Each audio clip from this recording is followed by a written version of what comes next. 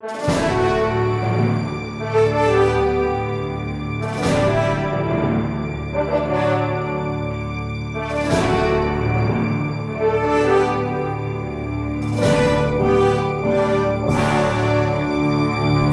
to order, please. July 10th, 2018. Roll call. Councilmember Foster, Present. Gill, Present. Dodds, Present. Goodrich. Here.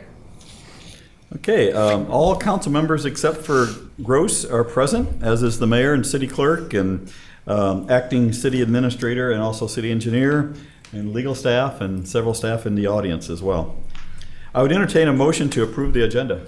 Move to approve the agenda with correction. Item 8 should be in the resolution. It's right, but on the program it's not. It's 815,000 versus 800,000 for that for the resolution for the engineering services. So, but move for approval with those corrections. Second. Seconded by Goodrich. Discussion? All in favor, say aye. Aye. Okay, agenda's approved. Item 4 is citizen comments. This is the item on the agenda for anyone in the audience like to speak for something that's not already on the agenda. And here's a familiar face. Oh, really? That's not good. You want me to sign in? Please, and introduce yourself, although many of us know you. I'm Bill Wittig, a Coralville citizen.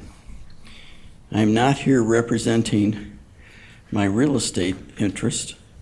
I'm here representing the Affordable Housing Coalition. And I'm pleased as a citizen of your efforts. Good. I attended a workshop with I believe Kansas State University.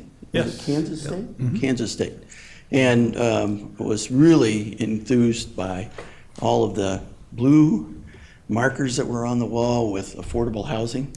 That was really exciting to see. I think that the efforts that have been made by the city in the 80% median income have been great. And the difficult part and the challenge will be for the 30% and the 40 and the 50%. And they will take a lot of cooperation and public-private partnerships and a lot of public partnership to get there. But that a community is a community when it's broad-based and diverse. And that goes from the low income all the way up to the high income. And the more that we can do as a community to provide that low income, then we have the ability to lift them up.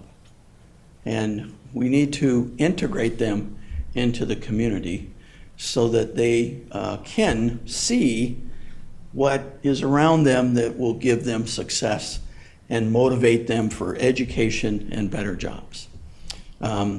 Look forward to seeing hopefully a lot of you.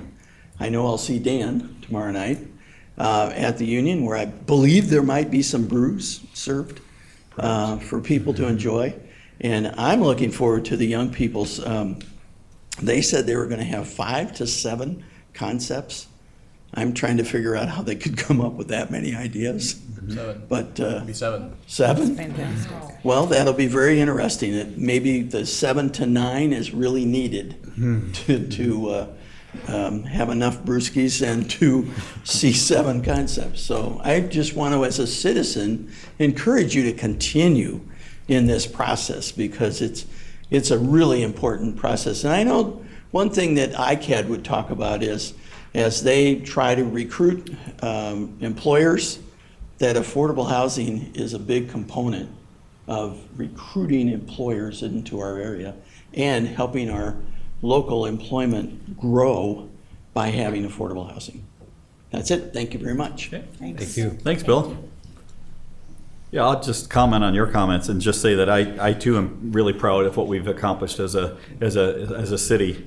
I think we're good at seizing every opportunity that comes up, whether it's in a home that's been walked away from, that's in need of great repair. We typically jump on that, acquire it, and then resell it to someone like Habitat for Humanity or somebody, an organization like that. We helped facilitate the sale of some of the apartment units in Boston Way, quite a few of those that are now being renovated, and so you know, that there's a saying that a friend of mine likes to say, crumbs make bread. And so we're trying to do everything we can to make that loaf of bread and in affordable housing as well. So, any other comments? Okay, moving on. Item 5 is a public hearing on the sale of bonds not to exceed $35 million. This will be on the city's issuance of loans and guarantees of loans to be entered into, whether by the city or Arena Co., in order to finance the construction and opening of the Arena project. With that, I'll open the public hearing. Are there any comments? Any written? No written. Okay. Seeing and hearing none, I'll close the public hearing and we'll consider the resolution. Resolution determining to proceed with the entering into a loan agreement and/or guarantee agreements and taking additional action thereon. Introduced for adoption by Councilmember Foster, seconded by. Second. Seconded by Gill. Discussion? I'll just say that, as we've committed to all along, these are loans, but the source of repayment to these loans are not from tax coffers. They're from the fundraising and the grants and the foundations that have been very generous to us. Roll call? Councilmember Gill. Oops, Sorry. I'm new at this, sorry. Councilmember Dodds. Aye. Councilmember Goodrich. Aye. Councilmember Foster. Aye. Councilmember Gill. No, you started. Aye again. Oh, I'm sorry. Yeah. You missed Mitch, but I don't think he was going to answer. So. Yeah, okay. It's all right, you're an engineer. That's okay. The resolution passes all ayes with Gross absent. And Gill twice. Gill's one. Yeah, I'd do it a third time, too. Moving on to item 6, lots 1 through 4, Iowa River Landing, Part 9, public hearing. This is an exciting project to learn more about the Arena project. We'll start with a building department report and planning and zoning report by building official Jim Kessler. Thank you, Mr. Mayor. I hope you see on the screen up here is the rezoning exhibit for IR Part 9, which encompasses the Staybridge Hotel, the arena, and the building down 9th Street, which houses the museums and offices above it. So we're looking to rezone the entire development tonight, lots 1, arena lot, 2, the Staybridge Hotel lot, lot number 3, future development, and lot number 4, future development. And we're asking that those be rezoned from C2, commercial arterial, to CPUD2, planned unit development. Okay. Then if we continue on with the site plan, which is pretty simple because the site plan basically is just showing us the development that's going to happen on the lots. All the streetscape and everything comes in at a different point in time when the streets are improved as well. But we're only doing a site plan on lot number 1, which is the arena and the building down 9th Street, and then lot number 2, which is the hotel. So lot number 2, the hotel lot, you can see off of East 2nd, this is the entrance to the hotel lobby and the south entrance to the arena. And then, of course, here, coming off of the intersection of East 2nd Avenue and 9th Street is the main entrance to the arena itself. On the south side, on the east side of the arena, we do have this access utility road that will serve the loading docks for the arena, and we'll also have a overhead door that will get the cars into the car museum as well. Whether or not this extends on across, hopefully it does. That'll give better access to the truckers that are coming in here or not. But this is just an access road, not a public street or anything on the east side of the arena. So that's a site plan. And these 2 items were on the P&Z agenda the other night, and both recommended 6-0 for approval. Okay. Thank you, Jim. We're going to have a public hearing now, and then Jim will introduce, there's 3 members of the project design team that are going to do a presentation as part of the public hearing. So I'd like to open this public hearing on the rezoning of lots 1 through 4, Iowa River Landing, from C2 Arterial Commercial District to CPUD2, Commercial Plan Unit Development 2 District, and the PUDB site plan for lots 1 and 2, Iowa River Landing, Part 9. Other than the design team, are there any comments from the audience? Any written comments? No written. Okay, Jim? Okay, Mr. Mayor, thank you. We have 3 members of the design team here tonight. We have Adam Davidson from GLG Architects, Jeff Steiner from GLG Architects, and Tim Kent from Papa George Hames in the architectural firm in Chicago. So, gentlemen, whichever one of you wants to do the presentation, step to the mic, please. Oh, are you? Okay. You can gather around the mic or however, so the This, we'll audience at harmonize home here. can hear you as long as you speak into the mic. Kind Like a bluegrass band. There you go. Harmonize. Who wants to start just the master plan? Is there a plan that goes with that? Or?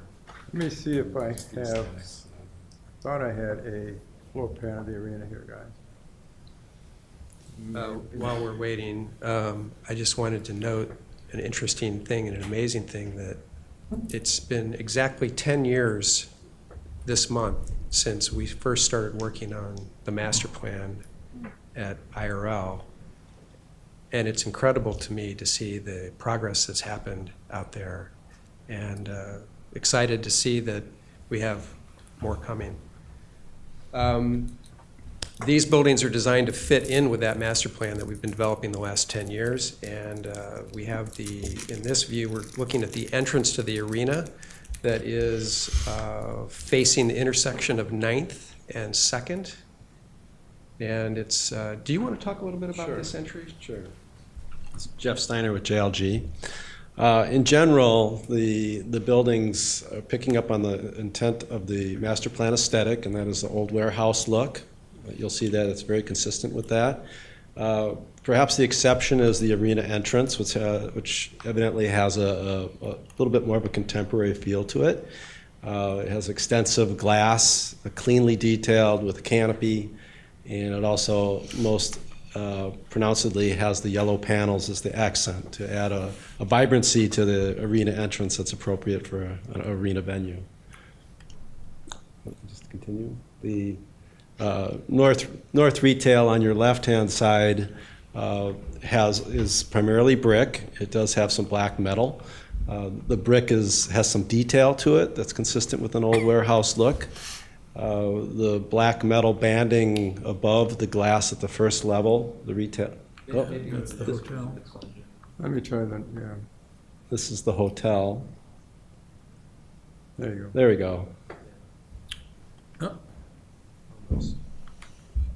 It's a view of what we call the North Retail on 9th Street. The first level being retail, which is a lot of glass, very, very inviting. There's a band of black steel, and the frames to the windows are black steel, which is consistent with the turn of the century warehouse construction. We're showing white awnings, but there's an opportunity for some color. Depending on who the leaseholder is, they would provide the splash of color that's appropriate to the branding of their retail. The offices are on the second level, lots of glass as well. There's a common entrance off of North 9th Street to both retail and office.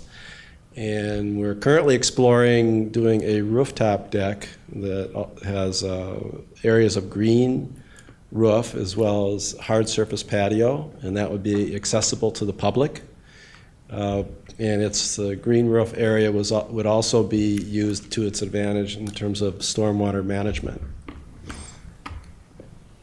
The only thing I would add to that is that the design of this building in particular picks up on all of the other designs that have been built, all the other buildings that have been built so far within the district, including, for example, buildings A and B that are on the west side of 2nd Avenue.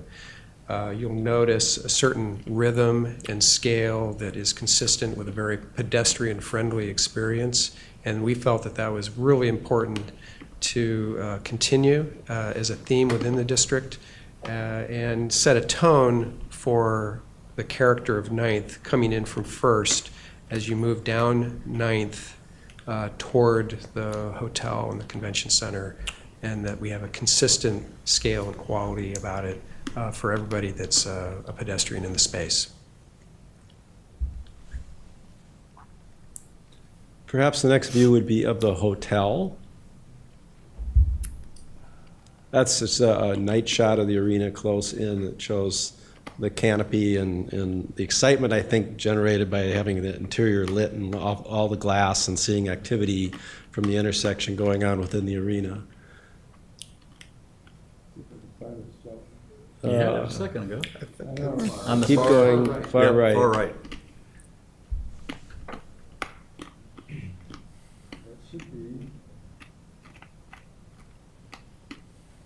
There you go. Can I just say, when we look at the site right now, it's amazing to see that it will be elevated to the street level. Yes. Yeah. Yes, Second Avenue, as it continues south from 9th, will Yeah. be raised so that that's one level going through the intersection, and then it will slope at a very gradual slope down all the way to 7th.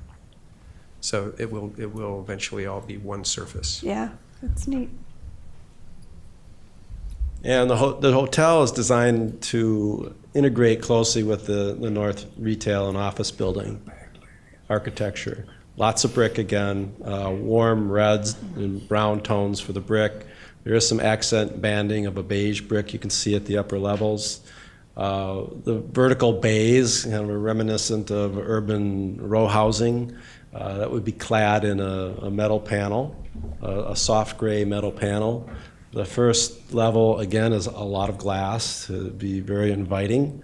The Staybridge Suites has its own entrance that you can see. There's a thin canopy with lots of glass at the corner, which is the lobby space and entrance to the Staybridge. And above the main entrance, you can see that there's also an exterior rooftop level courtyard, and that's intended for hotel use only. I'll add a little bit to that here. Adam Davis from JLG. So 2 things here to add to the hotel project. The hotel patio would be hotel guests only, but we are working on green roof into that design as well. So that is also for stormwater quality management. The purpose is very similar to the arena. It won't have public access, but it's doing the same thing on stormwater quality. The other thing to note too, and Jim, if you can go back to the main arena entrance. The second floor office tenants have a dedicated north lobby that comes off the arena kind of main entrance public plaza there. One more back, sorry Jim. I know there's 2 of them there, I should be more specific. Thank you. The far left one if you could, please, thank you. If you look on the hotel side on the right side, you'll see a little signage there for office. So that is a dedicated lobby for 2 spaces. One is the second floor office tenants that will occupy predominantly the whole second floor of the hotel building, and also on the basement level. So there's a basement underneath the hotel that will have some hangout spaces, team spaces, supporting the adjacent field house on the arena side. So they will have that public face to it to kind of give attention to it as far as tenants are seeking for coming to this location.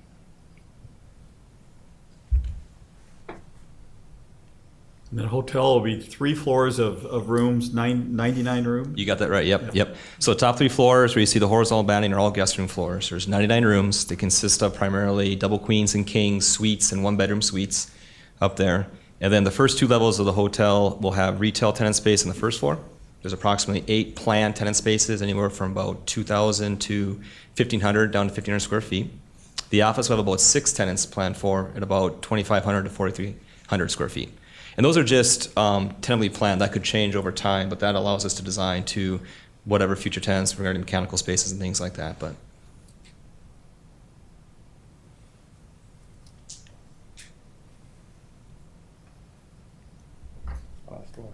And this is the south entrance to the arena. Again, it has extensive glass, and it's meant to closely resemble the main entrance and be an obvious arena entry. The bump out you're seeing on the left is actually the pool enclosure for the hotel.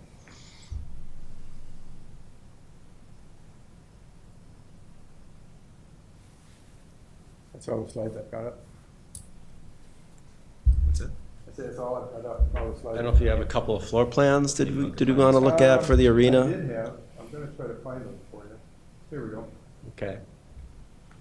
So this is the lower This level. is the lower level. You actually enter, as we talked about, off of the intersection of 9th and 2nd. The main concourse is at the same level as the entry level, so you download into the arena seats. The arena seats approximately 5,100. for other events such as concerts. If you put seats at the playing surface, it can seat up to 7,000 people. And within underneath the bleachers, you're seeing essentially the guts of the building, which are the locker facilities and storage and the kitchen and all the service elements that serve the arena, as well as the car museum, which is on the left-hand side, which warehouses all those wonderful antique cars.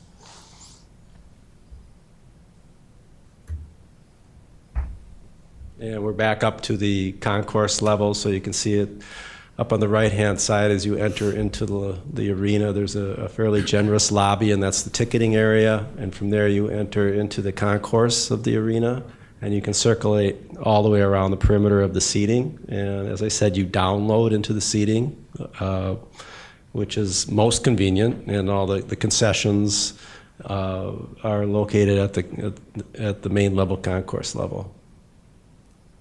And you can also access, I believe, the retail portion on the 9th Street side as well from this level.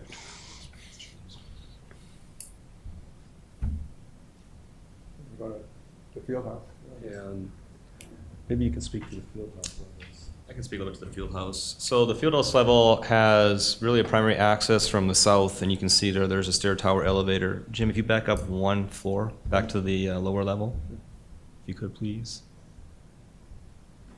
You can see there on the south side, it's a secondary entrance, a south entrance for the arena, but it's also the primary entrance for the field house space. You can see there'll be some concessions in there. There'll be vertical circulation with stairs and elevators and access into the field house space, where you can see where the courts are at, volleyball and basketball courts. The one unique thing with the field house space is if you go very far west, up the northwest corner, that's that hangout space I mentioned before. It kind of goes underneath the hotel portion of the building right there. That's a team hangout space.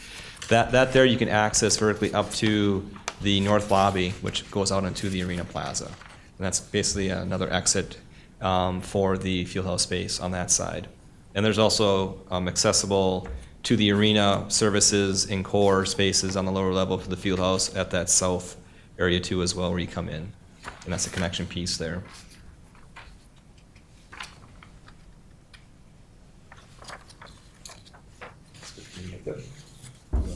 Show the hotel at all, or hotel floor plan?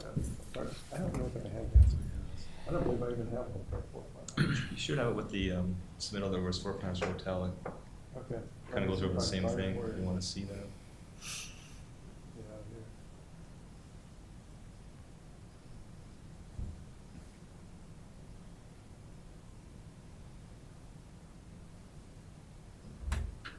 I guess while that's going up too, one thing, and you're already seeing that here and over here as well, these are the material boards for both projects. You can see the physical samples of the brick selections, material selections, metal panel as well, kind of up close and personal. That's being represented in the images you're seeing on the screen.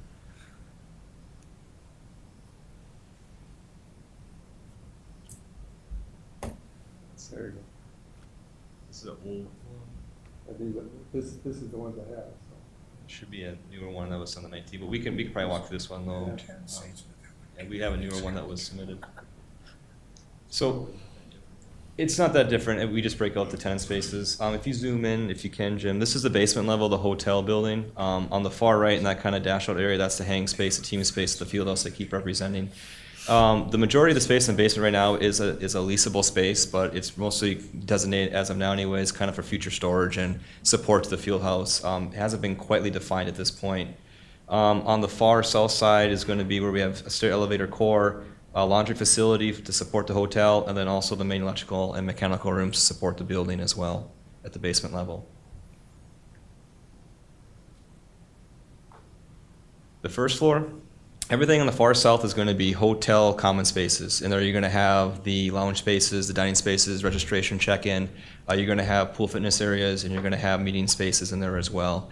In the middle is kind of a transition zone to support the retail. And you can see over on the north side of the building, there's going to be multiple retail areas there. There's going to be some services, a service entry, trash enclosure, trash chute, all that to support both the hotel, but also to support the retail as well for access, for bringing in goods and stuff. The retail over there has about, right now, planned for 8 spaces, future spaces. And the very far north, you can see there's that north lobby to support access to the hangout space below and also to the office tenant spaces above. I just have a question. What's the capacity of the meeting space there? Meeting space capacity, if I recall. 50 people There's, or the way it's set 20? up is 2 rooms, and it can be divided into 2 rooms, or it can be 1 large room. Okay. Don't have the numbers at the top of my head right now what the capacity is of those rooms. Yeah, I want to say 25 to 27, somewhere in that range is what I was Yeah. thinking, but I don't have the exact numbers. But So, and there's Yep. much more at our convention center area, conference center. So people who are here can use Yes. the conference center Yep. for meeting rooms and That's stuff. the point of having that there and actually being oversized to what the hotel brand centers are is to support that kind of dual usage. Yeah. I think the last one, just to review, I don't think we need to go over the guest room floors, but this is the second floor office tenant spaces. Here again, the majority of the floor is divided into 6 office tenants, ranging from 2,500 to 4,300 square feet. The north lobby at the end provides primary access, so there'll be a stair elevator, kind of open concept there off of the main entry plaza for the arena. And then over on the far south is that outdoor living room. That's the patio and green roof area to support the hotel, which would overlook 2nd Avenue in the southwest corner of the building. Sums it up. That's it. Thank you, gentlemen. I will just add, Mr. Mayor, that this also was looked at P&Z through the site plan and had the same 6-0 recommendation for approval. So, Okay. We still have the public hearing open. Are there any other comments or questions? Okay, I'm going to go ahead and close the public hearing then. And let's have the first consideration of the ordinance. Ordinance number 2018-1013, an ordinance amending the Coralville zoning ordinance, the same being ordinance number 664, as previously amended, rezoning certain property located within the corporate limits of the city of Coralville, Johnson County, Iowa, and generally known as lots 1 through 4, Iowa River Landing, Part 9, from C2 Arterial Commercial District to CPUD2 Commercial Plan Unit Development 2 District, is introduced for adoption. First consideration by Councilmember Gill, seconded by. Second. Ooh, that's close. I'll give it to Megan. Is that all right? You won't hold it against me? No. Second by Foster. Discussion? Roll call. Councilmember Dodds. Aye. Goodrich. Aye. Foster. Aye. Gill. Aye. Ordinance passes as first consideration, all ayes with Gross absent. Thank you, gentlemen. Thank you. You're welcome to stay, or you can leave. It's up to you. Item 7 is Building and Engineering Department credit card payments. This is simply a resolution that will allow our Building and Engineering Department to accept credit cards from our clients that would prefer to pay in that way. Resolution, Don? Resolution authorizing credit cards as a form of payment for fees and permits and approving a 3% convenience fee for credit card payments over $1,000 for the Building and Engineering Departments. Introduced for adoption by Councilmember Dodd, seconded by. Second? Seconded by Goodrich. Discussion? Roll call. Councilmember Goodrich. Aye. Foster. Aye. Gill. Aye. Dodds. Aye. Resolution passes all ayes with Gross absent. Item 8 is Iowa River Landing. There are 2 items here. The first one is a resolution approving an engineering services agreement with Howard R. Green. And this is to do stormwater modeling in the Iowa River Landing, specifically for pump station number 1. A lot has changed down in the Iowa River Landing since that pump station was designed, and they want to make sure it's all designed properly. Don? Resolution approving an engineering services agreement with H.R. Green Inc. for Iowa River Landing interior drainage modeling, Pump Station 1, introduced for adoption by Councilmember Goodrich, seconded by. Second. Seconded by Dodds. Discussion? Roll call. Councilmember Foster. Aye. Gill. Aye. Dodds. Aye. Goodrich. Aye. Passes all ayes with Gross absent. Item B is a resolution approving an engineering services agreement with Howard R. Green for Iowa River Landing public infrastructure improvements for East 2nd Avenue.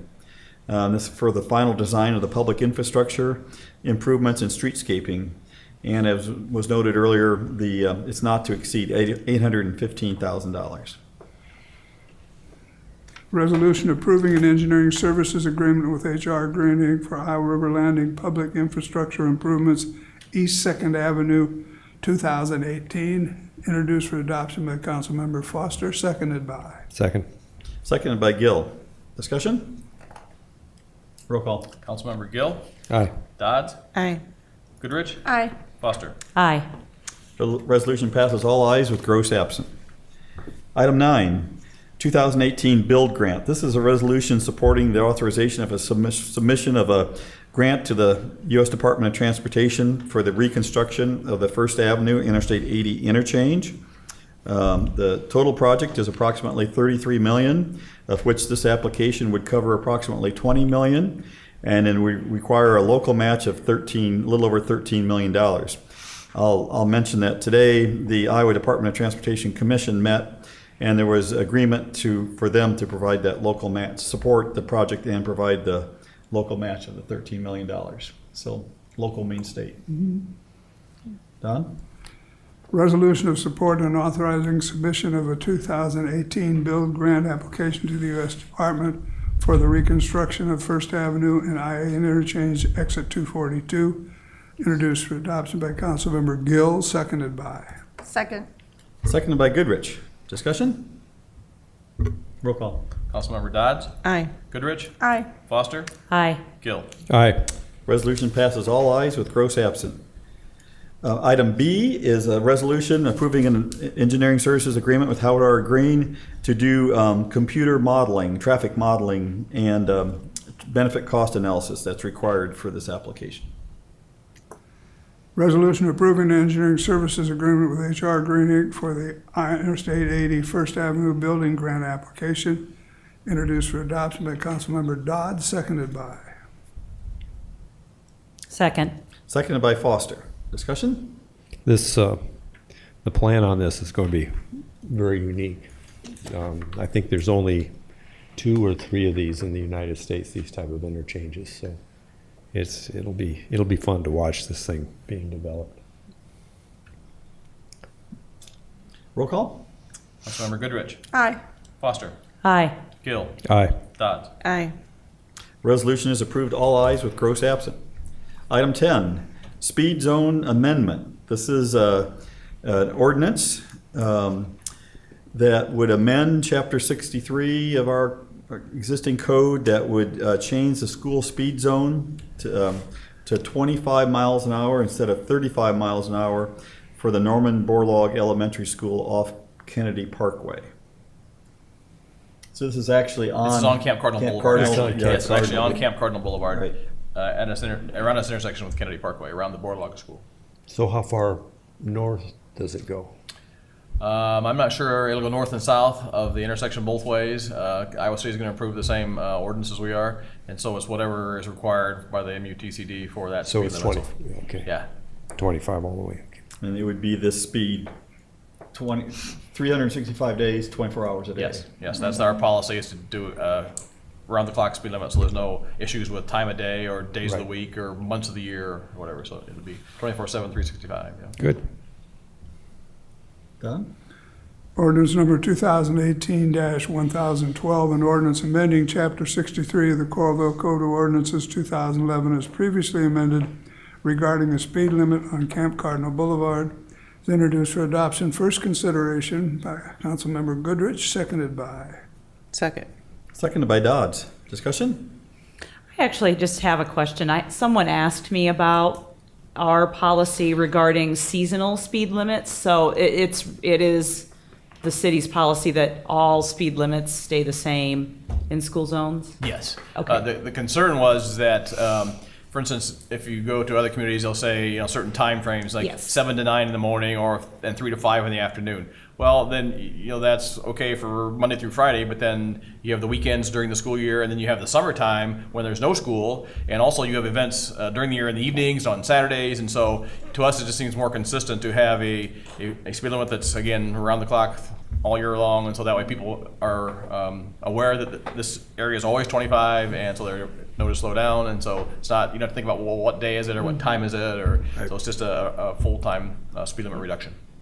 Thank you. And there are kids that use those playgrounds and things year-round anyway. Absolutely, so, yeah. Yeah, I figured there had to be a reason that we, and that makes sense, that it would be more consistent and, be more safe for everybody. It's so. consistent for the public as well as our Yeah. law enforcement folks as well, so they know that this is the speed limit. Yep. Roll call? Councilmember Foster. Aye. Gill. Aye. Dodds. Aye. Goodrich. Aye. Ordinance passes all ayes with gross absent. Item 11 is High Country Road pavement repair. This is for a repair of a segment of the existing High Country Road that's in disrepair before the rest of the Bridgewater subdivision opens. It'll all be finished. Resolution setting a public hearing on the plan, specifications, estimate of cost, and form of contract for the High Country Road pavement repair. Introduced for adoption by Councilmember Foster, seconded by. Second. Seconded by Gill. Discussion? Roll call. Councilmember Gill. Aye. Dodds. Aye. Goodrich. Aye. Foster. Aye. Resolution passes all ayes with gross absent. Item 12, amendment to the Mall and Highway 6 Urban Renewal Plan. This is just a resolution setting the date for consultation and a date for a public hearing. The consultation will be at 2 p.m. on July 16th, and the public hearing will be at our council meeting on July 24th. Resolution setting a date for consultation and a date for public hearing on amendment number 10 to the Coralville amended and restated urban renewal plan for the Mall and Highway 6 urban renewal area. Introduced for adoption by Councilmember Gill, seconded by. Second. Seconded by Goodrich. Discussion? Roll call. Councilmember Dodds. Aye. Goodrich. Aye. Foster. Aye. Gill. Aye. Resolution is approved, all ayes with gross absent. I'd entertain a motion to approve the consent calendar as presented or amended. Move to approve the consent calendar, items A through double D inclusive. Moved by Gill, seconded by Me. Dodds. Discussion? Roll call. Councilmember Goodrich. Aye. Foster. Aye. Gill. Aye. Dodds. Aye. Consent calendar is approved, all ayes with gross absent. Item 14 is the city engineer road reconstruction report. All right, thank you, Mr. Mayor. I'll put on my city engineer's hat and report on the construction projects. Things are moving forward on the First Avenue project. We're doing underground utility installations now. All the water main has been installed, and they're doing the conversions now of the services for the individual businesses. They'll start the sanitary sewer work this week from the pipeline road and go north, and so that'll be underway as well. This past week, you saw paving on 6th Street. That intersection to the west side of First Avenue, and so you'll see more paving on First Avenue in that area this week. And our goal is by the end of the month to have some limited access to the First Avenue 6th Street intersection, and within a few weeks after that, we'll have that intersection fully open and back to use for the public. So I think that'll help move traffic along a lot easier. So, Will it be signalized at that point? yes, there'll be temporary signals, but yes, it will be signalized at that point in time. Yes. So that project's moving forward, and again, it's going for November completion of all the lanes and paving and everything, so we'll get it done this construction season. On Coleridge Avenue project, there's a lot of progress being made there. They paved the southbound lanes of Coleridge between Forever Green Road and Wheaton Road this past week. This week they're paving the, on the west side of the Forever Green, they're paving the eastbound turn lane on Forever Green onto Coleridge. They're getting ready to pave more of Coleridge as we go south. And of course, the biggest thing that's happened since the last council meeting was that all the paving was done and the Coleridge Avenue Oakdale Boulevard intersection has been opened now fully to all the lanes and turn lanes and everything that's going to be there in the future. And that again is under temporary signals as well. But the underpass has been constructed and backfilled, and so they're making a lot of progress on that project and it's moving ahead quickly. What I saw on Coral Ridge going southbound by Coles, is there a deceleration lane going in there? Yes, that's another project that's going on, which is actually a Department of Transportation project, and it's involved with the 8380 systems interchange project. That'll, the Forever Green Road and Coral Ridge will be a detour route, diversion route for that project, and so they're building an additional southbound right turn lane into both Commerce Drive and the westbound DOT I-80 entrance. So that's a DOT project. They're funding all of that. So there'll be new traffic signals, turn lanes, more and better signage will be involved as well, so people will understand what lanes to be in. And so I think it'll really be helpful to have another right turn lane there to get people out of the through movement. Yeah, So good. Great. Any other questions for Dan? Thank you. Change your hat.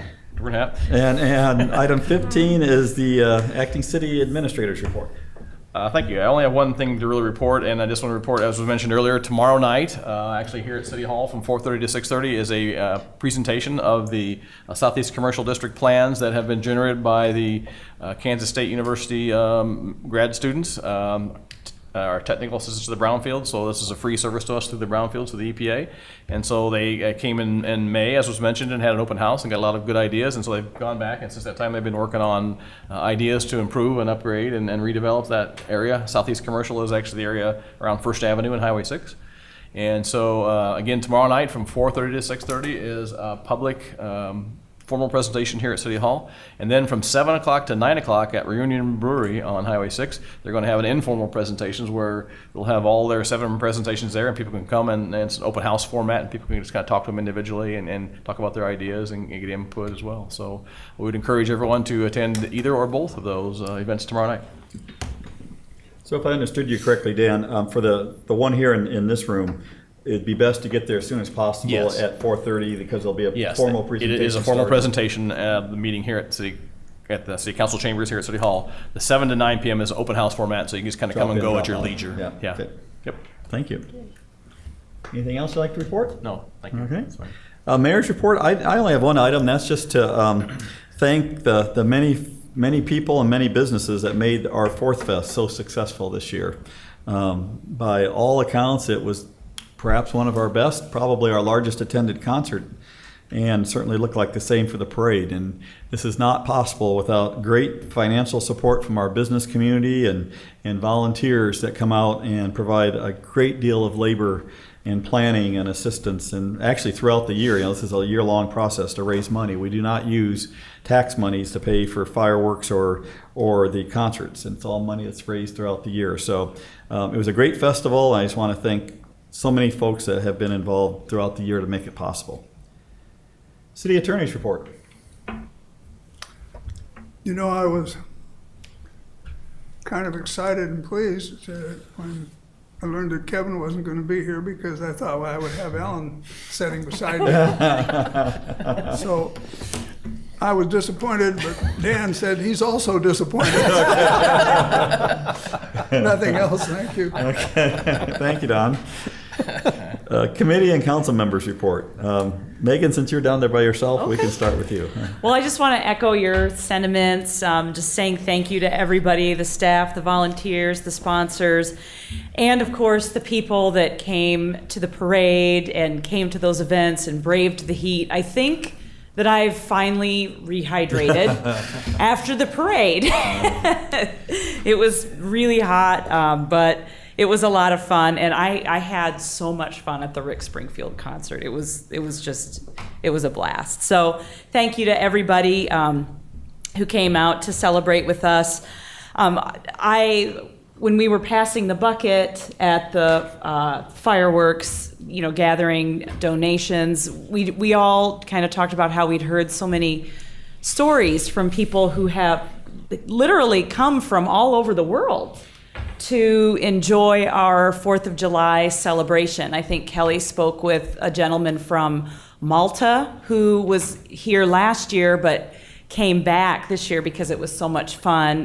There was, I think, someone from Utah who had come to celebrate with us, and I spoke with someone who was celebrating their very first 4th of July as a citizen of this country. He'd never been to a fireworks display before, and that was just really cool, and it was just a really fantastic community event.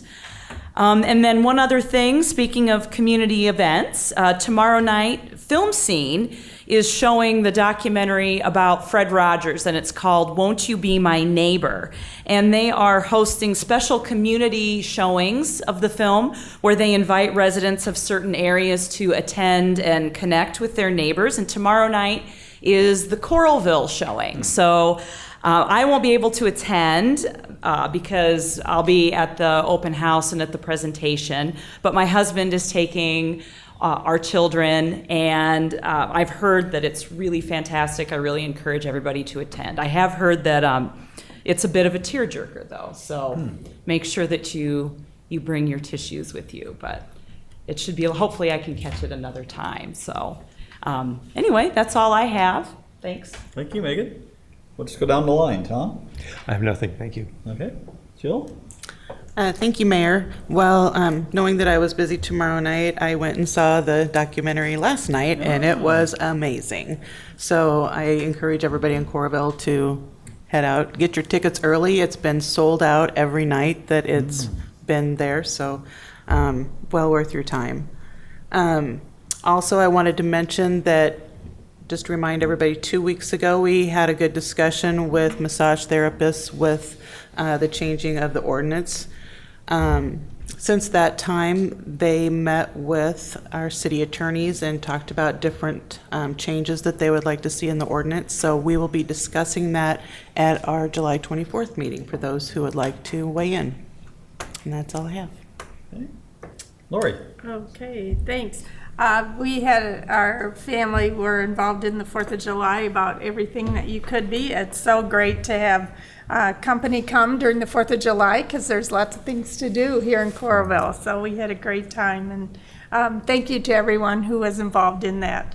And the Center for Performing Arts is in their camp season right now, so you might want to go online and look up, see what's going on for school-age kids. And there's also some performances that they'll do, like Thursday, July 19th, they're doing Singing in the Rain Junior.